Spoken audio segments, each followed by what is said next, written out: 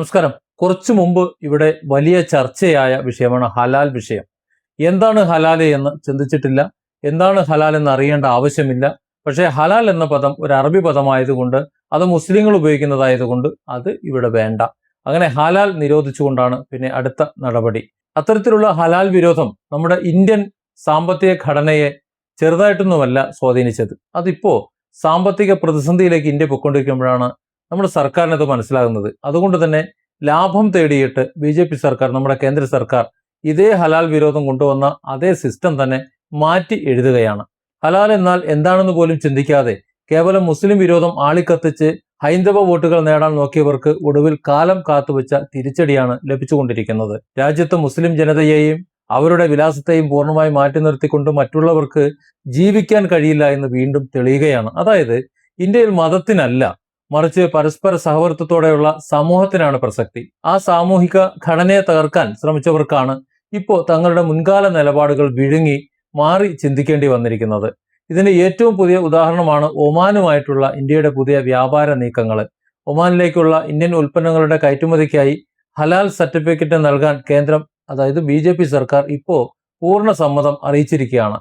ഇന്ത്യയും ഒമാനും തമ്മിലുള്ള സ്വതന്ത്ര വ്യാപാര കരാറിന്റെ ഭാഗമായി നടന്ന ഓൺലൈൻ മീറ്റിംഗിലാണ് കേന്ദ്ര വാണിജ്യ മന്ത്രി പീയൂഷ് ഗോയൽ ഇക്കാര്യത്തിൽ ഔദ്യോഗിക ഉറപ്പ് നൽകിയത്.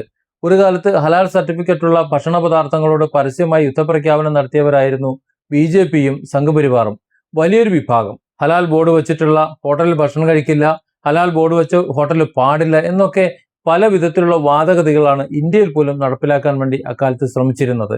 ഹലാൽ ഭക്ഷണത്തോട് അയിത്തം കൽപ്പിക്കുകയും വിദ്വേഷം പ്രചരിപ്പിച്ച് ബഹിഷ്കരണ ആഹ്വാനങ്ങൾ നടത്തുകയും ചെയ്തവർക്ക് മുന്നിൽ ഇപ്പോൾ കനത്ത തിരിച്ചടിയാണ് ഉണ്ടായിരിക്കുന്നത്. കാരണം GCC രാജ്യങ്ങളിലേക്ക് ഇന്ത്യയിൽ നിന്നും ഉൽപ്പന്നങ്ങൾ കയറ്റി അയക്കണമെങ്കിൽ ഹലാൽ സർട്ടിഫിക്കറ്റ് നിർബന്ധമാണ്. ഇതിൽ വിട്ടുവീഴ്ച ചെയ്യാൻ അറബ് രാജ്യങ്ങൾ തയ്യാറാകാതിരുന്നതോടെ ഇന്ത്യൻ വിപണി കടുത്ത പ്രതിസന്ധിയിലായി.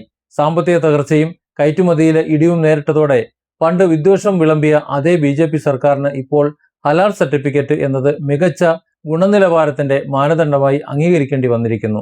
ഇവിടെ മതത്തിന്റെ നിറം നോക്കാൻ കേന്ദ്രത്തിന് സാധിക്കുന്നില്ല. കാരണം അവരുടെ ലക്ഷ്യം വൻതോതിലുള്ള വിദേശ വിപണിയും സാമ്പത്തിക ലാഭവും മാത്രമാണ്. പ്രത്യേകിച്ച് നമ്മുടെ ഈ കാലത്ത് സാമ്പത്തിക വിപണി, വിദേശ സാമ്പത്തിക വിപണിയിൽ വിദേശ കറൻസി ഇന്ത്യയിലേക്ക് ഒഴുകുന്നത് കുറച്ച് കുറവാണ്. നമുക്ക് സാമ്പത്തിക പ്രതിസന്ധി ഉണ്ട്. അതുകൊണ്ട് വിദേശ കറൻസി ഇല്ലാതെ നമുക്ക് പറ്റില്ല. വിദേശ നിക്ഷേപകർ നമ്മുടെ രാജ്യത്തേക്ക് നിക്ഷേപിക്കുന്നു, തരക്കേടില്ലാത്ത ലാഭം ലഭിക്കുമ്പോൾ അവർ പിൻവലിച്ചു പോകുന്നു. അവർക്ക് കൊടുക്കാൻ ഡോളർ വേണം. നമ്മളിവിടെ ഡോളർ അടിച്ചുണ്ടാക്കുന്നൊന്നും ഇല്ലല്ലോ. അതുകൊണ്ട് തന്നെ വിദേശത്ത് നിന്ന് നമുക്ക് വിദേശ പണം നമ്മുടെ ഖജനാവിലേക്ക് ഒഴുകിയേ പറ്റൂ. ഹലാൽ സർട്ടിഫിക്കറ്റ് പരസ്പരം അംഗീകരിക്കുന്നതിലൂടെ ഒമാനുമായി അതിവിപുലമായിട്ടുള്ള വ്യാപാര ബന്ധത്തിനാണ് ഇന്ത്യ തുടക്കമിടുന്നത്. ഉൽപ്പന്നങ്ങളുടെ കയറ്റുമതി സജീവമാക്കുന്നതിനോടൊപ്പം ഒമാന്റെ പ്രശസ്തമായിട്ടുള്ള ഈന്തപ്പഴം അടക്കമുള്ള ജൈവ ഉൽപ്പന്നങ്ങൾ വലിയ തോതിൽ ഇന്ത്യയിലേക്കും ഇറക്കുമതി ചെയ്യപ്പെടും. ഒമാനെ ഒരു കച്ചവടമാക്കി പസഫിക് ഓഷ്യൻ എക്കോണമിയിലേക്ക് വരെ വ്യാപാരം വ്യാപിപ്പിക്കാനാണ് ഇന്ത്യ ഇപ്പോൾ ആഗ്രഹിക്കുന്നത്. അനാവശ്യമായ വർഗീയ ആവേശം കാണിച്ച് മുസ്ലിം സമൂഹത്തെ അവമതിക്കാൻ ശ്രമിച്ചവർക്ക് വിദേശ വിപണിയിലെ അതിജീവനത്തിനായി അതേ മുസ്ലിം വിലാസത്തെ കൂട്ടുപിടിക്കേണ്ടി വരുന്നു എന്നത് ഒരു രാഷ്ട്രീയ കാവ്യനീതിയാണ്. സമൂഹത്തെ ഭിന്നിപ്പിച്ച് വോട്ട് നേടാമെന്ന തന്ത്രം അന്താരാഷ്ട്ര വിപണിയിലും സാമ്പത്തിക ശാസ്ത്രത്തിലും വിലപ്പോകില്ല എന്ന് കേന്ദ്ര ഭരണകൂടം വൈകിയാണെങ്കിലും മനസ്സിലാക്കുന്നത് ഈ കാലഘട്ടത്തിൽ സാമ്പത്തികമായി ഒരു പ്രതിസന്ധിയിലേക്ക് പോകുന്ന രാജ്യം കടുത്ത പ്രതിസന്ധിയിലേക്ക് പോകാൻ കാത്തു നിൽക്കുന്ന ഈ ഒരു അവസരത്തിൽ ആശാവഹമാണ്. ഭിന്നിപ്പിന്റെ രാഷ്ട്രീയത്തിന് വിപണി നൽകിയ ഈ ശക്തമായ തിരിച്ചടി വ്യക്തമാക്കുന്നത് ഒരൊറ്റ കാര്യമാണ്: പരസ്പരം സഹകരിക്കാതെ ഈ രാജ്യത്തിന് മുന്നോട്ട് പോകാൻ കഴിയില്ല. അതായത് മതം അനുസരിച്ചുള്ള വേർതിരിവുകളോ മതവിദ്വേഷമോ അല്ല, എല്ലാ മതങ്ങളും ചേർന്നുകൊണ്ടുള്ള ഒരുമിച്ചുള്ള ഒരു ഐക്യം. ആ ഐക്യമില്ലാതെ ഈ രാജ്യത്തിന് നിലനിൽപ്പില്ല.